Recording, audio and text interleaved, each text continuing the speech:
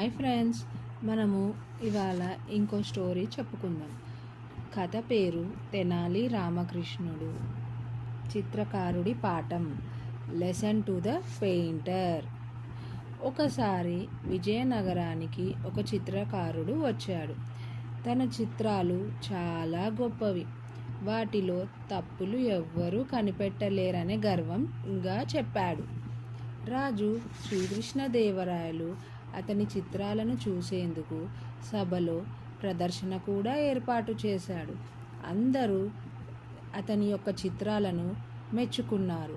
కానీ తెనాలి రామకృష్ణుడు చిత్రాలను చూసి, ఈ చిత్రాలు నిజంగా అందంగా ఉన్నాయి, కానీ మీరు మరోవైపు కూడా చిత్రాలు గీసి ఉంటే ఇంకా బాగుండేది అని అన్నాడు.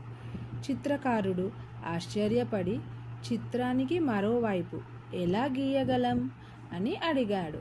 అప్పుడు తెనాలి చిరునవ్వుతో, అయితే మీ చిత్రాల్లో తప్పులు ఎవ్వరూ కనిపెట్టలేరని ఎలా అంటారు?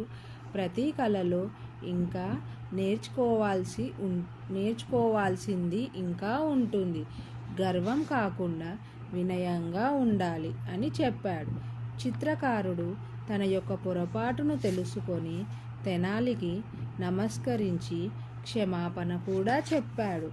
రాజు కూడా తెనాలి రామకృష్ణుని యొక్క తెలివిని ప్రశంసించాడు.